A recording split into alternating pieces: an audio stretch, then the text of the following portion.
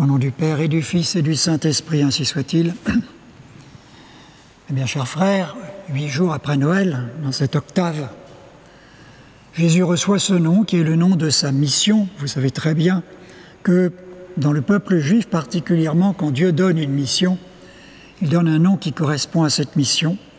Et cette mission reçoit comme sa consécration aux yeux du peuple qui avait préparé sa venue et aux yeux de la terre entière.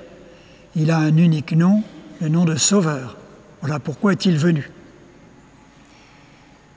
Il a coutume, Dieu qui régit toutes choses dans sa sagesse éternelle, a voulu que la coutume nous conduise à offrir des vœux en ce jour-là, bonne année, sainte année, coutume à laquelle nous nous plions bien volontiers et pour laquelle je prends la parole au nom de tout le clergé de Saint-Nicolas pour vous souhaiter une bonne année ou une sainte année. Et il ne peut rien y avoir de meilleur durant cette année que d'orienter toute chose vers la bonté, vers une bonne année, puisque chaque jour que l'on fait, chaque jour que l'on vit va commencer par bon jour, c'est-à-dire bonne journée. Nous utilisons la même image. Et quand est-ce qu'une chose est bonne? Tout simplement quand elle atteint son but, quand elle arrive à son but. Et on va parler très aisément d'un bon outil qui permet de faire le travail que l'on désire, d'un bon boulanger qui fournit le pain que l'on espère, d'un bon fruit qui a la saveur que l'on attendait.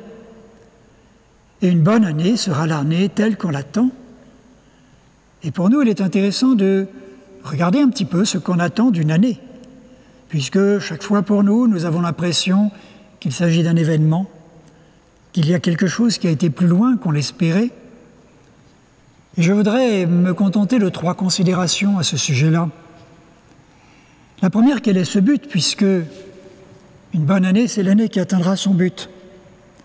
Vous entendrez le commun des mortels vous dire, et surtout la santé. Et moi je vous dis non, ce n'est pas le but. Quoi qu'en disent les hommes politiques, quoi qu'en dise le monde moderne, le but, nous l'ajoutions autrefois dans nos vœux, mais c'était déjà compris dans une bonne année et dans une sainte année, c'est le paradis à la fin de vos jours. C'est simple, c'est tout, c'est le paradis. Pourquoi sommes-nous faits pour le paradis? Et notre regard ne devrait être tourné que vers le paradis. Pas même en le cherchant sur cette terre, il est pour l'au-delà, et nous nous y préparons. Et cette unique réalité suffit à modifier notre regard sur tout. Tout sera changé à partir du moment où il n'y a qu'un seul but, le paradis. Nous ne regarderons plus les choses de la même façon. Quel que puisse être l'air suffocant que l'on suppose que nous respirons, quelle que puisse être la débilité intellectuelle des informations, il leur manque une grille de lecture à tous ces hommes. Peut-on leur souhaiter une bonne année? Ils ne savent pas ce qui est bon. Ils n'ont jamais réfléchi à ce qui est bon. Et comme le disait saint Paul, leur Dieu c'est leur ventre, ils s'intéressent à ce qui fait leur honte, et ils n'oublient que nous devrions chercher les choses d'en haut, goûter les choses d'en haut, comme il le dit lui-même. Nous sommes faits pour l'éternité, nous sommes faits pour le paradis. Bonne année, celle qui vous conduit vers l'éternité. C'est simple, cela tient en quelques mots. La deuxième considération que je voudrais ajouter à ces vœux, c'est que pour aller vers le paradis, il en est un et un seul qui sait quel est le chemin, c'est Dieu.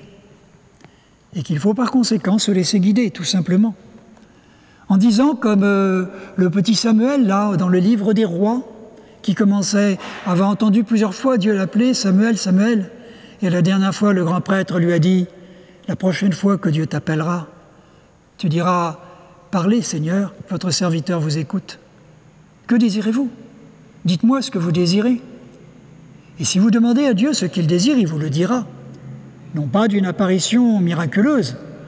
Vous le saurez par les événements de votre vie, vous le saurez par les difficultés que vous rencontrerez, les joies qui vous seront données, par les réussites, par vos supplications, par vos exaucements. Et vous saurez ce que Dieu désire. Parlez Seigneur, votre serviteur vous écoute. Il n'y a pas de bonne année tant que l'on n'est pas dans ses dispositions.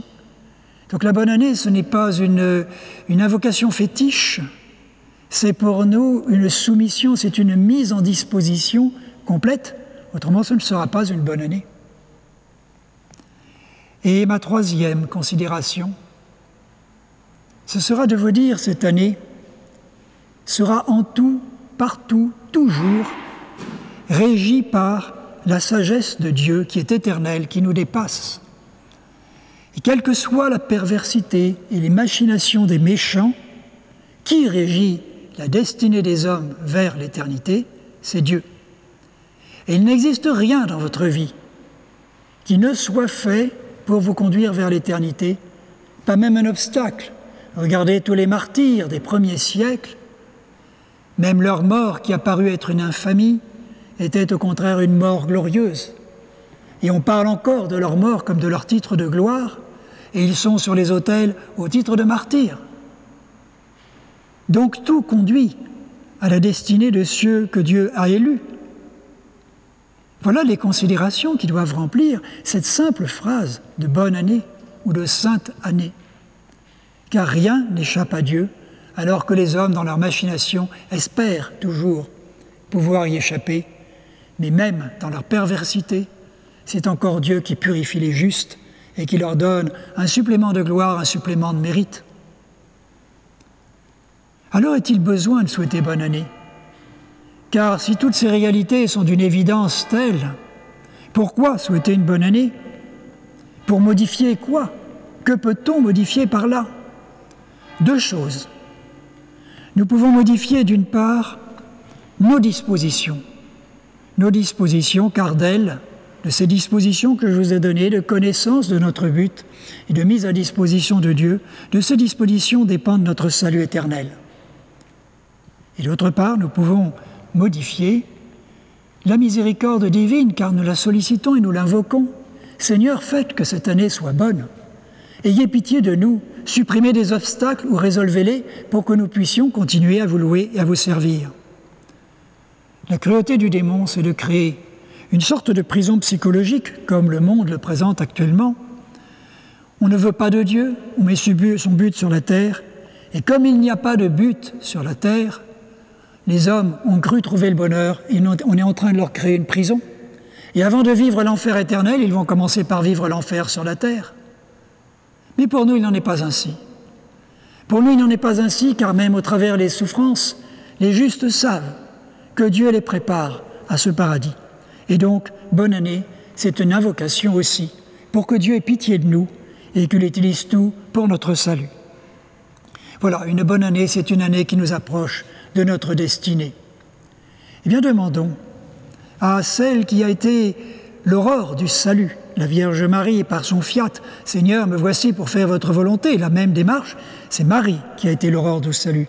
C'est elle la première qui l'a vu, c'est elle la première qui l'a reçu, alors qu'à son époque, le monde pensait que ce salut était peut-être encore loin, plus personne ne l'avait vu, et pourtant c'est là qu'il a surgi, contre toute attente. Demandons à la Vierge Marie qu'elle écoute nos invocations et que lorsque nous souhaitons une bonne année à qui que ce soit, eh bien ce soit elle qui prenne le relais pour qu'elle obtienne de la miséricorde de Dieu, que ce soit véritablement une bonne et une sainte année. C'est pour cela que je répète ces vœux classiques que je vous souhaite au nom de tout le clergé, une bonne et une sainte année. Au nom du Père et du Fils et du Saint-Esprit, ainsi soit-il.